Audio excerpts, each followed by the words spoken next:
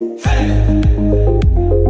guys, I'm back, and today I'm going to talk about how to wake up earlier for back to school or for work or for just for yourself. Basically, I did it just for myself, just because I wanted a new start on my life, and waking up late and going to bed late was just making my life miserable. I'm getting more into that in a minute. If you like this video, please give me a big thumbs up when you're done watching, and subscribe to my channel if you want to see more content like this.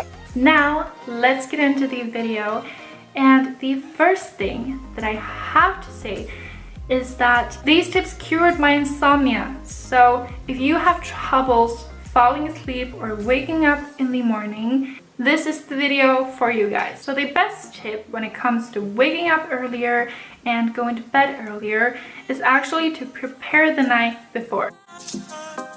If you go to bed late and have a bad night of sleep, not enough hours, you will have trouble waking up in the morning. That's just how it works. So my best tips for a good night's sleep is to 1. Put away any kind of electronics 1 hour or half an hour before you're going to go to sleep. This is essential for me, because when I used to lay in bed, watch YouTube for like 3 hours and then try to go to sleep, my mind would be so awake and like I would get all of these ideas and thoughts that I wanted to write down, and I was starting to like wake up and get so creative and like want to go out for a run like like at 3 in the morning. But I would have such a hard time actually rewinding, like slowing down, like getting sleepy. I wasn't sleepy.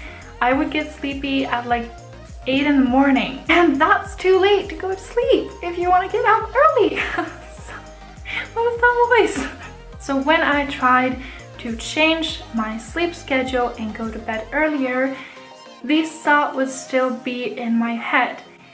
And if you can't make yourself stop thinking, or if you can't make yourself like relax, one of my biggest tips is actually to listen to sleep hypnosis. This worked so good for me the first few nights, and now my mind has an easier time like relaxing at night because I put away all my electronics and social media and whatever 1 hour before I go to sleep, and I just lay in bed and I write. Like I write on physical paper and I read and I like solve my Rubik's Cube and just do mindless stuff, or stuff that gets stuff out of my mind, I guess. So if I get a thought or an idea, I write it down in a physical book instead of picking up my phone and going at it there. So one of my biggest tips to keep yourself entertained without having your phone in your hand is actually to get some kind of self-help book. A book where you can write in. Like there are tons of books like this. 3-minute diary books, or this book.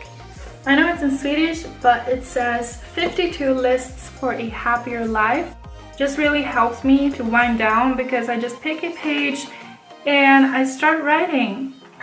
And that gets my mind off other things. It gets my mind off anything that makes me stressed out, and it just makes it easier to wind down. And then I have a few essentials that I cannot sleep without these things. These are earplugs. I can't sleep without earplugs, because any type of consistent sound like dripping or wind blowing or breathing, like breathing makes me insane. So earplugs has been a must for me for years now. These are the happy ears. These are the best earplugs in the world, hands down. They really do cancel out sound perfectly. So for me, I cannot fall asleep unless it's completely quiet, and yeah, those really do help. So the next thing that I use every single night is actually an eye mask. I got this because I saw Fiona in Shameless wearing something like this, and I just thought it was so funny. This is so important for me because I cannot sleep if there is any light in the room. It's really cute too. Okay, so the next tip I have is to actually wake up at the same time every single day.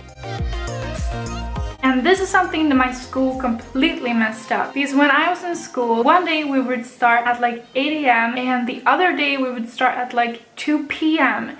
So there was a huge difference in when I would wake up depending on what weekday it was, and that messed up my natural sleep cycle. So obviously it's not weird that I was always tired, that I was always groggy, and that I felt sick so much of the time when I was in high school. One of the reasons why was that my sleep was messed up, and even if I slept for 10 or 12 hours even, I would feel sleepy.